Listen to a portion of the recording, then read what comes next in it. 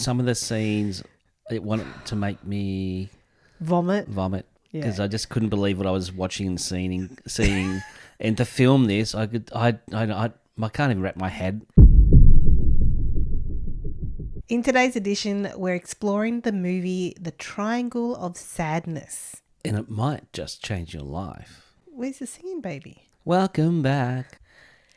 Triangle of Sadness is a very interesting movie. It's not a popular movie because we haven't seen it going around. We only just saw it on the YouTube movies. And Jayson was really fascinated to talk about this movie because when we saw the shorts of it, it was hysterical. We were laughing. But there's also really valuable and very insightful points to this movie as well. So yes, it was my idea to say, let's go and talk about this. 'Cause it's going to be good, because I was surprised about the movie and I didn't know if I was going to, let's just say, laugh, cry, and some of the scenes, it wanted to make me Vomit. because I just couldn't believe what I was watching and seeing. And to film this, I can't even wrap my head around how some of these things were filmed. It was funny and bad at the same time, as in disgusting. Yeah, it was. So I've got the synopsis here, and the synopsis doesn't exactly portray the details of what happened in the movie, but we will fill it in as we're talking. Carl and Yaya, they're the main characters in the movie, are a couple of influencers and are invited to a luxury ship cruise alongside a group of out-of-touch wealthy people. The situation takes an unexpected turn when a brutal storm hits the ship. Now, there is a actor, I don't know all the actors in it, but there is an actor, Woody Harrelson, I think. His name that's is, right, yeah. Yeah, he's the captain of this ship. A drunken captain. Drunken captain of the ship. And the name of the movie doesn't actually portray what I feel that what is the actual description of the movie, like what happens in the movie. But I guess when we start analysing the ins and outs of this movie, it might actually make sense. The two influencers were both models. It was a male and female model, and they had their own stuff going on. And the movie portrayed it was pretty tough to be in their shoes as well. Yeah. And there were some money issues, even though they were come across as wealthy, because in their field you're meant to be wealthy in that field. So there was that going on behind the scenes with them. So they were a very interesting couple to go onto the ship. And then onto the ship, all these wealthy people. So it wasn't a massive ship. What would you call it? Was a medium-sized type? It was like a yacht in a way. Yeah, in a way. But it has to do, the movie on a basic level has to do with like the hierarchy of society. Yeah, the elite on a level when it comes to money. Yeah, exactly. So these people were, and a lot of them were pretty old, really. They weren't really young. They were like old money in a way. And this crew, the cabin crew and everybody, they weren't allowed to say no. They always had to say yes. That's right. Yes. So if they asked you to do something, you had to say yes. And I'm thinking, because they wanted big tips. Yeah, The idea was if you said yes and made everybody happy and all their wishes came true and all that sort of jazz, that they would get massive tips, because these people were billionaires, really. Yeah. So that adds to a very interesting plot just to that as well. Yeah, so that is the twister, or the beginning of the twistedness of this movie. And they were eating fantastic food and having fantastic time, and the best champagne this and the best lobster and the best this. But explain what happened before the lobster and the champagne. Yeah, so one of these older ladies who was, let's just say she was a billionaire, she was in a spa, and then one of the crew members who was serving her the best champagne served her. It's like, there you go, here's your champagne. And she's in the spa living it up, and this older billionairess said to the girl, why don't you just jump in the spa and join me? She said, you all work very, very hard for us. I want to give back. I want you to, have a really beautiful time like me. And this billionairess, I don't feel she was all there. No, I don't think she was. Some of these people, I'm like, I think the money may be gone to your head. Possibly. Because you said at the start, these people are out of touch. Yeah, in the synopsis, they're out of touch, I guess, with reality. Yeah. Because they're so used to getting anything and everything they want. So anyway, it took a couple of minutes for the waitress, one of the cabin crew girls, to jump into the spa. Because she was told... She had to say yes. Yeah. And she was trying to say yes and trying to say no at the same time. Yes. So... yes. Yeah. You could see her face. You really have to watch it. It is a very well done made movie. It is. It is. It's not what you will expect. No, not on any level. So anyway, she finally jumped into the spa bath and she was trying to relax and enjoy herself. And she had a whole uniform on as well. And next thing you know, the same being there said, "That's it. Everybody who's a crew member, everybody needs to go and have a swim." So they had to drop everything because it was all about saying yes. They couldn't say no. It's like, if that's what they want, that's what they're going to get. So everybody had to drop everybody. Start again. Everybody had to drop what they were doing. I just realised what you said. Yeah. Drop what they were doing, including the kitchen staff. They were in there cooking seafood for everyone.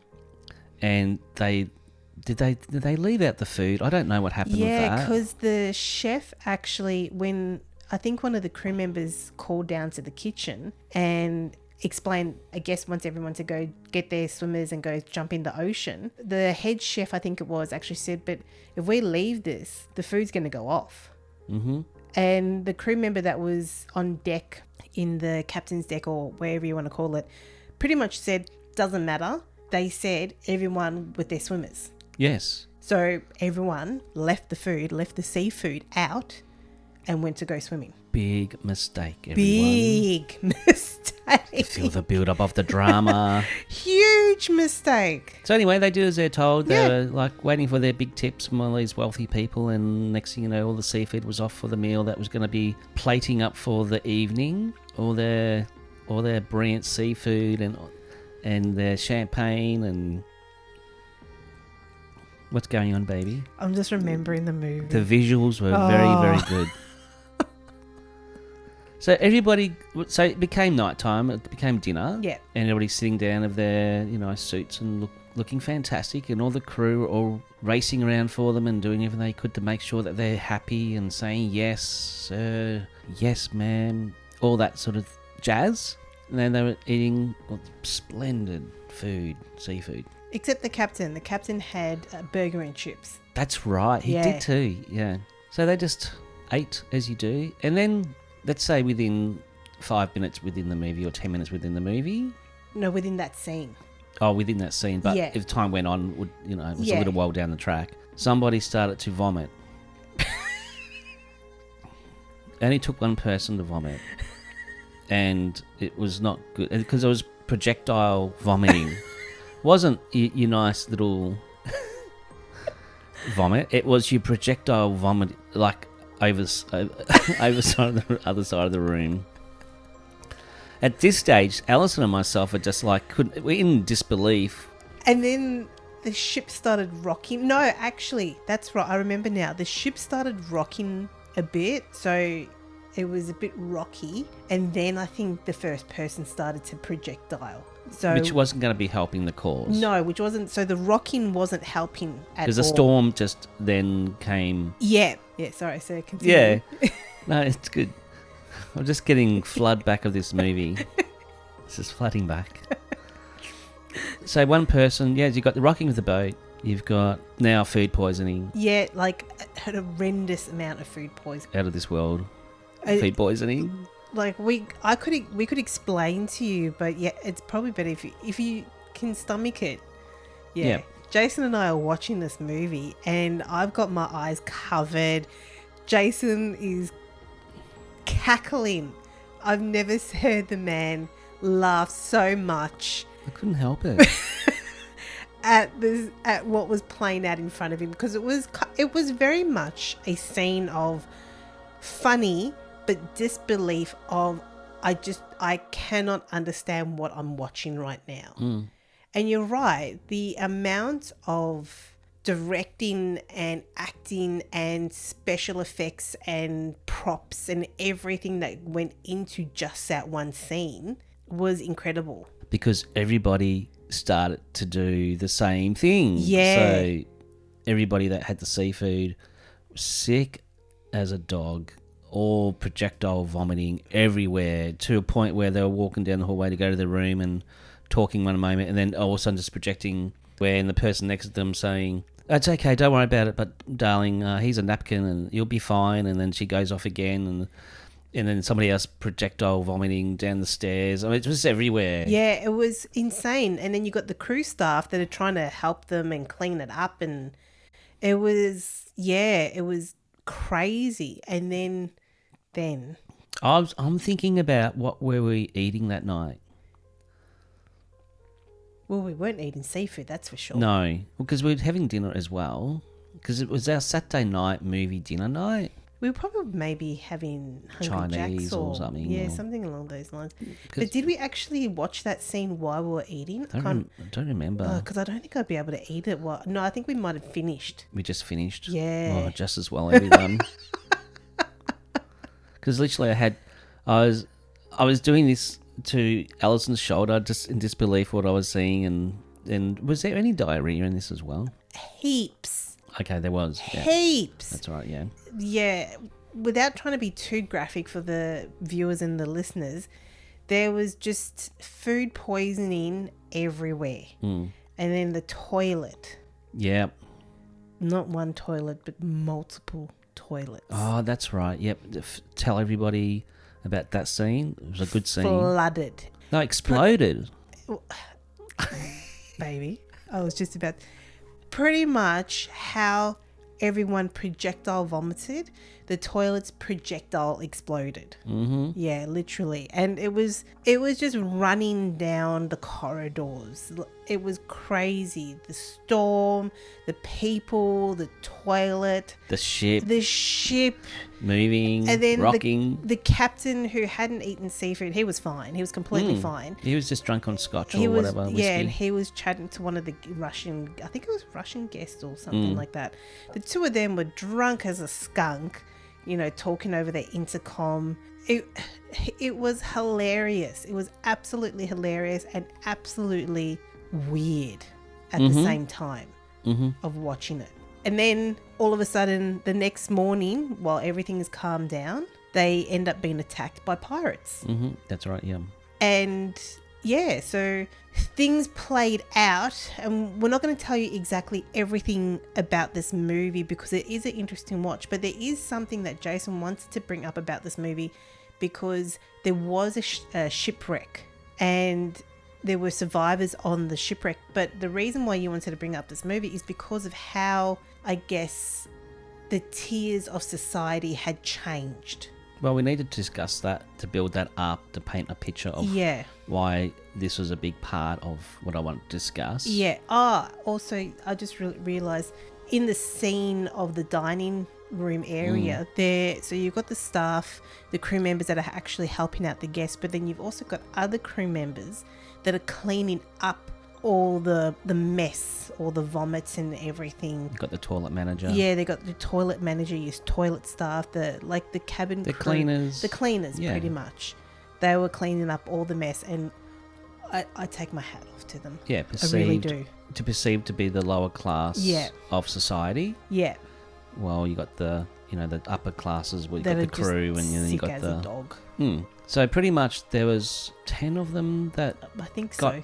off the boat onto a life raft or something, or they swam, I can't remember, and they actually got onto a beach. And that's when the real stuff played out, because all these rich people didn't know how to make fire, catch fish, and there was only one person. And by the way, all these people that were stranded on the beach, they were all the rich, wealthy billionaires that paid everybody to do everything for them. Never had to lift a finger. They were all very well off and very taken care of, which is great for them, but not in this situation. No. So there was a few guys and a few girls, and there was one cleaner, the toilet manager, that survived with him as well. So they all end up on the beach, and she's like, well, okay, what we need to do first is make a fire. Does anybody know how to make a fire? No, everybody's sitting there. I don't know how to make a fire. Does anybody know how to catch fish? Everybody's like, no, we don't know how to catch fish. So no survival skills, no building fire ability, no catching food on whatever, because they're used to getting it from other people to cook their meals and do everything for them, like everything for them. So in this situation, they were done. They became the bottom end. Because they couldn't do anything. Within this particular new society that's going to be established. And the toilet manager, where is she from? Do you remember? No, I don't think I do remember what country she was from. Argentina or something Maybe like that. something along those lines, yeah. Yeah. She was the only one that could make fire and catch fish. So then she went from the bottom society to the top society, looking after society. So she's like, I've got my power. I'm in my power and I'm going to rule this island. And she did. Yeah. So she became the top of the pyramid. Yes. Yeah. Instantly. Yeah. Because she was out catching fish. She was getting food for everyone, and she was building fires. And she said, look, if nobody can help out and can't do anything, I'm pretty much literally in charge of you guys. And she had a few problems with the men. Yeah. Because, you know, the big wealthy man is like, oh, we can do this and we can do that. She's like, well, you can't do anything. You're useless to me. So you need to pretty much do as you're told, do what I say when I say it. And if you don't, you don't eat. Yeah. So there was a couple of moments there where a couple of them didn't do as they're told, or they found some food in a bag and they started eating that. Remember that? That's right. There was the young model. Male model. Yeah, male model and somebody else, and they found some chips or something in the bag, and it was pretzels. Pretzels, and they had one. Yeah, and because they were starving. Yeah, they were hungry. They were like, okay, we'll just have one, and then one led to all. It was a big packet. It wasn't a small packet. They ate the whole lot. Yeah. So the toilet manager, the new guru of the island, in charge, said, well, that's it. You guys can sit over there, watch all of us eat the fish that I've caught, and that's just too bad. So she's bit by bit started dictating to what people could or couldn't do how she felt. Yeah, so she started playing out the role of what had happened to her. Yeah. Yeah, fascinating, very, very fascinating stuff. So they were there for quite a while. I don't know how long, how many days, or because they had a beard. They had something like that. Yeah, it was a while. So she was doing all the work and doing everything she had to do, and she was telling people how to do, manage. So, but she was managing every single person, even down to, you know, some of the girls would want to be her best friend and do the right thing, and then she started to needed a playmate.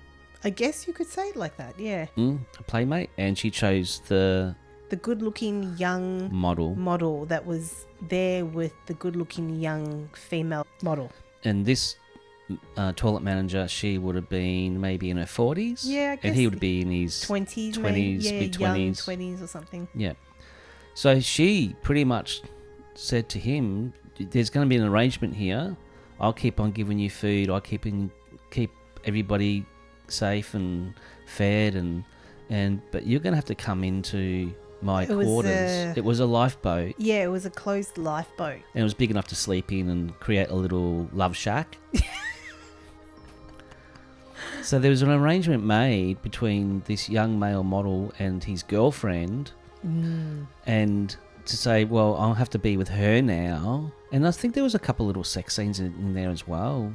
I remember. Little ones. Yeah, there wasn't great detail, but there was, I think. It gave you a good understanding what was going on. Yeah. Because we're like, no, not really. Yeah. Are they really? Yeah. Is she really doing that? Yeah. And then there was like, okay, yeah.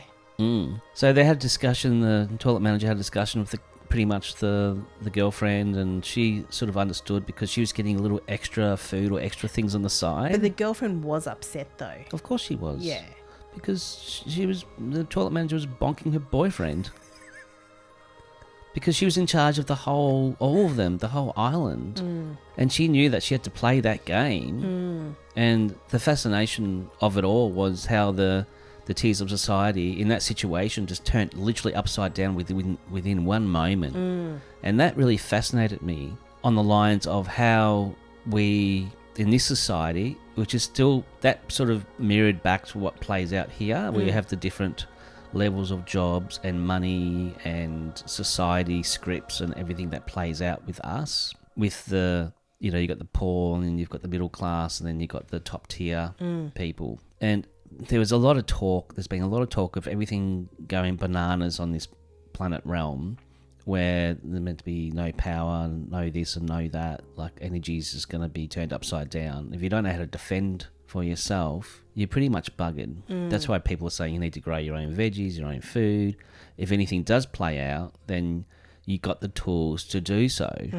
I know how to make a fire. At least I know how to make a fire. And we both know how to make a fire. Yeah, I know how to make a fire, so that's okay. Yeah. I know how to catch fish. You know how to catch fish. You've done fishing with your dad. I've done fishing with my dad on a level, but it's like... But you got an idea. These people had no idea at all. Yeah, there's like, they probably wouldn't even know how to wipe their ass, maybe. Yeah, perhaps. You got money, you can get somebody to do that. Or you get a bidet. It's probably easier. No. Anyway. So this next half of the movie was all about these people being on this beach and being run by this toilet manager that became their captain in a way and told them what to do. Whereas the first half of the movie, the toilet manager was being told what to do. And to clean up people's shit. Yeah, and now in the second half, she's telling people... She's the queen. She was the queen of the island. Because without them, they wouldn't be able to eat. Without her, they wouldn't be able to eat. Have warmth. Yeah. There was a lot of other things that she would have had to do as well. Yeah. I think there had some food or packages that came floating into from the boat. Oh. So they found extra things they could use. So she would be telling people what to do with it. Who could eat it, how much was going out. Yep. So she literally, because she was in a situation in her life where she didn't have power, once power was available to her, she took it with both hands and ran with it. Very quickly ran. Yeah. And loved every second of it. Yeah. Because in a way, I felt that she was trying to pay back these rich people. These rich people had to really become really humble and respectful and do as they're told, because it was out of their league. And she really reclaimed back that power. I feel that she might have abused the power. So realistically, the topic that we're actually talking about, or the base subject of what we're actually discussing in this movie, is power amongst people. And how things can turn around really quickly. Exactly. And how people can turn, depending on, you can really see what a person is like when power is given to them. Yeah. And people have so much power and it gets taken away from them, what they can and can't do. Yeah. Because in our society, I mean, everything, you've got shopping centres and you've got... It's really... You don't really need a lot of skill per se. No. To keep yourself going. And really, you need to earn money and you need to work and... But it's not life survival skills. No. And this is one of the things that I was thinking about after the movie, was like, everybody needs some sort of basic survival skills. Yeah. Just in general, you need to have an idea of what's going on in your environment. Even if it is to build a fire. When I was tour guiding, I had to learn how to build a fire, and I got told repeatedly that the TP fires were actually not as good as building like a square and you build one on top of the other. So that was how I built a fire, by doing kind of like Jenga in a way, where you layer, logs on top of each other instead of doing the TP. Yeah. I got taught to do it that kind of way. And I was taught, because I did Cubs and Scouts. I spent a moment as a rover or whatever, because you go up through the tiers. And we were taught to do the TP. And I was taught that from my father as well. You build the TP, so that's interesting. Yeah, I don't know why. As a tour guide, they said the TP wasn't as good as. They never mentioned why. They just said doing like the Jenga style was better. Maybe because it created. I mean, but even then, the TP also created like a funnel in a way for the air to get in. The Jenga style would also create that same protection funnel. At the end of the day, it doesn't matter. As long as you can create a fire, that's the best thing you can do. Yeah. So as the movie progressed, the young male model's girlfriend went for a walk, and she found they were on a resort. Well, she went for a walk and the toilet manager decided to go with her because the toilet manager wanted to have a chat to the young female model about the relationship it was just very... The relationship between the young model, female model, with the boyfriend who was the model. Yeah, it was just a very complicated love triangle thing going on. So, sorry, yeah, continue. I just had to share that bit. So they went for a walk for quite a while, and then they found these doors to somewhere and found out it was some sort of resort. And while that was happening, there was a dude selling watches. Yeah, exactly. It's like, where did he come from? Yeah, because one of the characters, she was a oldish millionaire-ish, but she couldn't talk or really walk. No.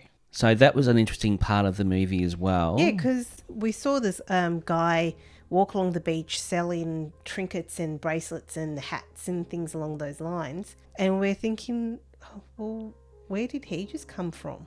Exactly. So it's like, well, okay, so clearly they're on an island that is not isolated or desolate. Mm-hmm. That there's actually other people on it. But where did he actually come from? Mm-hmm. So I don't want to tell anybody what happens at the end, because that will give a lot away. But let's just say there was a very big drama that could have, but we don't know if it did, play out with the two women. Yeah. Because this toilet manager didn't want anything to change. She was quite happy to be there, running the island, having all the power, the glory. She, in a way, would have felt like she was in her self-empowerment, on purpose. Happy as Larry, because basic stuff, there was no money exchange, there was no hierarchy per se when it comes to her, because she was the hierarchy. So, but it's a possibility it was all going to tumble down for her, and she would have to go back being like, I guess, a second-class citizen. Bottom of the pyramid again. Yeah. That is something to talk about when people get into that power and they enjoy it so much. When that power is taken away from them, what are they willing to do? Or what could they do? And how would they react and feel, and all those things as well. What's coming to mind is when you're working for a large company and you've got the power structure, and depending what part of the power structure you're on is depending on how good your life or money can be, depending on that, and you have to really prove yourself and be the good boy, the good girl, and work hard and all that sort of thing. And then it can turn to where you are in the same position, and it's like, how would you treat people in that position as hierarchy, and how would you, I don't know what the wording for it is, but I can see the picture of, because I'm Libran, so I'm good at seeing both sides of the coin, and I can understand if everything was turned around, how would that work out for some, but for others, power can really get to a person and they can really start to become a monster with it. Yeah, especially the ones that feel like they are powerless as well. Yeah. Yeah. And they feel like they need to pay back society or pay back a group of people or whatever, and the power could go to their head. Yeah, exactly. So that comes into personal development. How much have you worked on yourself, on your ego? If that was an opportunity for you, how would you personally work with that? Yeah, well, that's exactly it. And not everyone here has done personal development work, because this game has not been designed for everyone to reach that point of personal development. So there'll be a lot of people out there that if power got to their head in, let's say, their company or the governments, politicians is a big one. Yeah. Would that actually go to their heads? Would they decide, you know what, it's time for payback? Yeah. And I find that could be true for a lot of politicians. Yeah, exactly. Politics that play the games that they do because they can play the games, and it becomes more about them per se than the people. So there's issues that comes up with that. Exactly. I only can keep on saying it's a very interesting scenario that we are all in with what plays out. with these games that play out. And what would you do if you had all of a sudden power over people? And also, if you came into, like, if you're earning, say, I don't know, say $40,000-$50,000 a year, which is a very low wage, really, for where we are, where we live. And if you came into, like, millions upon millions upon millions of dollars, and your whole life changes overnight, because that's a new level of massive power, which is what the billionaires on the ship had. They had all these billions of dollars to do, and whatever they wanted, they could have. Mm-hmm. And they were still quite humble. Some of them were still quite humble, but they didn't have any life skills. Yeah. And if they did have life skills, they would have forgotten about that life skill. Possibly, yeah. Yeah. Because they were older. Yeah. So, yeah, I just want to share that was important for me, or for us, to just express that, and because it was a really interesting movie, and it was funny, it was quirky, it was at times just crazy. I feel the question is, like we just discussed, is how would people react, and how would they be with themselves if they were, let's say, not as wealthy or not as powerful as they perceived in their life, and then all of a sudden they reached a level of wealth or a level of power. What would they actually do? How would they actually cope? And no one can actually understand or say, well, I wouldn't do it, because they're not in that situation in that moment. When I've done research on people winning large sums of money, and one thing I heard, or I have learnt, is when you come into, because I want to use the money, because the money is a massive power tool and power structure of this game. If you came into a lot of, say, millions upon millions upon millions of dollars, how would that change you? And you wouldn't really know until it happened. Exactly. And they say when you come into that sort of money, you then understand what type of person you are. And that's always intrigued me. It's like, if I came into, like, $20 million, I find I'm a pretty humble guy, and the power thing I'm just not interested in, and all that jazz. But I wouldn't know the real me until that came into my reality. Then how would I be? I can tell you right now, everyone, I would buy a brand new BMW. I would. Because we went car shopping for Allison yesterday, just off topic. And we did happen to go to a BMW dealership, and we were both like, oh my God, this is amazing. I fell in love with the most expensive BMW. I think that was there. It was insane. It was over $300,000. It was beautiful. Had a cinema in the back, see? The fabric of the seating was like lush. It was just beautiful. So let's talk a little bit about that, because we talked about this yesterday. This was yesterday when we were looking for a new car. We got a new car for it, not a BMW. That would have been nice though. Yeah. How we went to all these car dealerships, and you could feel the different levels of wealth with these dealerships. Yep. It was like VW, Mitsubishi, Skoda, MG, BMW, and there was a couple. Volvo. There was a few others as well, yeah. So we went through all the dealerships and just having a look for cars for Allison and stuff like that. And we would like to buy her a whiz-bang, beautiful $300,000 car. But at this stage, we were just happy nice to sit in it. It was just nice to sit in it. But I said to you, isn't it interesting with the different levels of energy or money that you can feel through the dealerships? Yeah. And then we went to BMW, and I felt, and you said the same thing, a whole different tier of energy when it comes to having money, because all those cars were $70,000-$80,000 to up to $315,000. But the one thing I did notice about all the dealerships is that we went into Mitsubishi. Every single one is very clean. Yep. Every single one is very clean. Every single one looks very high tech, very spacious, very clean, and everything along those lines. But when we went into BMW, I literally made a beeline. I didn't even understand why I made a beeline for this one car. I just saw it as like, this is stunning, this car. And then we opened it, and it was the car that was $300,000. I didn't realize. And then we were sitting in that car. Yes, it was $300,000, and we're sitting in a lot of other BMW cars. The detail in those cars is very, very exquisite compared to a lot of the other details of other brands of cars. And you can see the detailing and the workmanship and the ideas and why it actually costs so much money.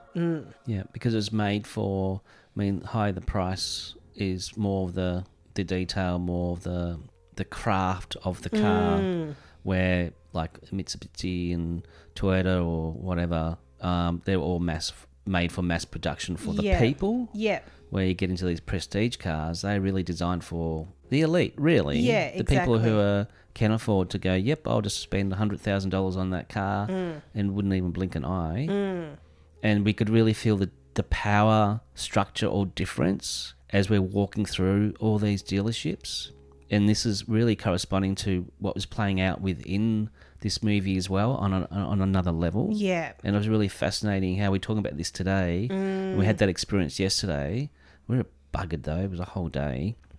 And yeah, it's I do find this sort of thing very fascinating with the different tiers or different levels of power and money and how people are on their different tiers and levels and stuff like that. It is fascinating. It is fascinating. For me, the movie, like we discussed, the fascinating part about the movie for me was how things got turned around though, and how people fell into different roles after, I guess, their normal way of living was completely shattered and changed. Yeah. And everyone that didn't have any life skills had no choice but to follow the person that did have the life skill. So is the moral of the story is everybody needs to have some sort of life skill or... If Armageddon is coming, possibly. Yeah.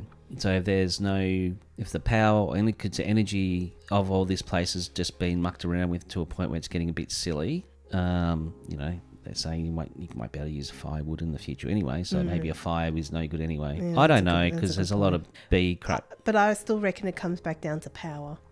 Yes. I still reckon the moral of the story is what will happen when people get power in their hands. Yeah. Depends on the level of power too. And it does depend on the level of power. And no one can answer that question. You could say you're the most humble, the most balanced person. And until you have that level of power in your hands, you cannot answer that question. And that level of money in your hands as well, which in this society is power. Pretty much. Yeah. Yeah. You can't answer that question because, like you said, when you researched lotto winners, a lot of them not literally lost their minds. Maybe some of them have, but they lost their minds in spending. They just completely used up all that money instead of putting some of the money aside, growing it, just keeping some aside. But instead, because they had that lack mentality, the minute they came into wealth mentality, they completely bundled it up or buggled it up or whatever you want to call it and lost it all. And then had to deal with going back to normal society again. Yeah, I've known people who have gone from rags to riches and then back to rags, not happy campers. They loved the lifestyle, loved the travel around the world, they loved the money, do whatever, have whatever, and then things changed on a level and then they went back to having nothing again, and it took them, I think even to this day, they're still very upset that they don't have that lifestyle which they loved, all gone, and needing to go back to the bottom level again. Yeah. And what are people willing to do to keep that level of power as well? Yes, that's a very good one. That is very true, because people will, I'm going to guess here, do deals, do what they have to do. Cheat, steal. Whatever. Possibly even the worse. Yeah, throw their integrity out the way, throw their humanity out the way. It's all about the I, the service to self, and just to keep that level of lifestyle. And if it's true what we say, that it is a game, it is an experience, I feel that's the one thing you really don't want to lose within your soul, in your essence, is your integrity. And there's so many things that go along with that as well. That's just one basic concept, which is integrity. Well, that's exactly it. And I was getting with this game. This game has turned out to be, in a way, a game of challenges and a game of lack, to a point where people might actually lose themselves if they get to a point of hierarchy of wealth and, power and stuff like that. Because everyone has been deprived of that for so long. Yep. Yeah. Yep. That if it does actually happen to them, they might actually lose themselves. I believe that when you pass over to, if you go to the spirit realm, you don't go up there to say, oh, I've been a billionaire, I've been this, I'm being powerful. It's usually what the soul's learnt, how it's got through the game with their integrity intact. They go in with an open heart, because I don't feel it's just about money and power. Well, it's about soul. What are they going to do with money and power there anyway? Yeah, people are just... It's like, I know that's the bigger picture of what, we've been talking about, but there's more to this reality or this experience than just what we are talking about. Yeah, exactly. And going deeper and deeper down the rabbit hole to start to have a conversation about the deeper meaning of life, which is connection, which is sharing, which is caring, which is nurturing each other, which is supporting each other. That's the real... How much have you learnt from everything, and how much have you grown, and have you got through your lessons? There's a lot more bigger adventure out there, or quest on a soul level, than just the superficial money, power, greed, elite stuff. But not everyone has that ability to tap into their soul. No, I know that. Yeah. And a lot of people would come back into this game just to learn about power. Exactly. Corruption. Yeah, exactly. It might be their script to go, okay, I've done this, now I need to understand that. And if I'm coming across judgmental, I'm not meaning to. I'm just nutting it out within myself and talking to Allison. But I don't know, you didn't sound actually coming across judgmental. I was going to say, I think what we all the best thing that we could do is not to be so judgmental of what we perceive to be wrong. But then saying that, it's an individual personal journey or adventure for everyone. It is. It's a choose your own adventure style. Yeah. And if this structure of the game is going to turn around ever, it's going to be a few issues if you can't do you have some basic tools behind you. Because in our society now, we don't have basic tools of life skills, and if, let's just say, things collapse, that's when kind of chaos happens.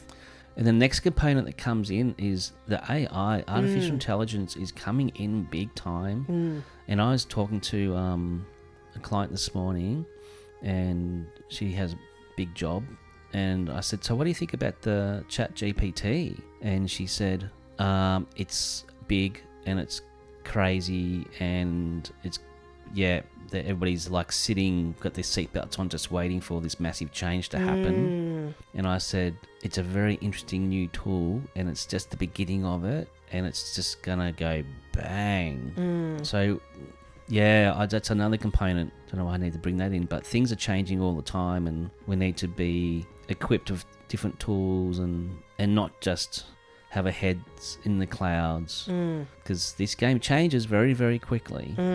And to be ready for what comes up in the future. Yeah. Because they're talking about, so many jobs, millions of jobs around the world, just they won't exist. Keeping up with your tools and keeping up and progressing as much as you can. You got anything else? No, have we covered pretty much everything we wanted to talk about? I think we have actually covered a lot of things today. We've covered the movie, and we pretty much discovered what the basis of the movie is. If you get a chance to find the movie, YouTube Triangle of Sadness. It is funny, and it's also very intriguing and interesting at the same time. You will be quite stunned at the movie, because we didn't really want to watch it. Have you ever seen one of those movies that just keep popping out at you? Yeah, it was one of those movies that kept popping out at me. We're like, we can't find anything else. Yeah. Oh, we'll just give it a go. Yeah. It's a new release, isn't it? Oh, it released in Australia on Boxing Day 2022. The 26th of December 2022. Okay, so it's still sort of a new release. It came up on YouTube movies and shows as a new release. So you can get it. Worth a watch. If you listen to this podcast or watch us on YouTube and then watch the movie, you'll go, oh, I know what you're talking about now. Yeah. It would all fall together. It was very well, I feel, directed and very well done. Yeah, exactly. And they did a great job of putting, I feel that what we're talking about, that's what they're trying to put across as well, the underneath of the movie. Mm-hmm. So we're just enhancing that a little bit. Yeah. Yeah, so be ready to... Thank you everyone for tuning in. We hope you enjoyed our episode today on the triangle of sadness and actually the undercurrent of power. Yeah, interesting one. Thank you for tuning in. Thank you for listening. Thank you for watching. And we're sending lots of love and blessings to everyone. And we'll see you next week in the next one. Until then, take care.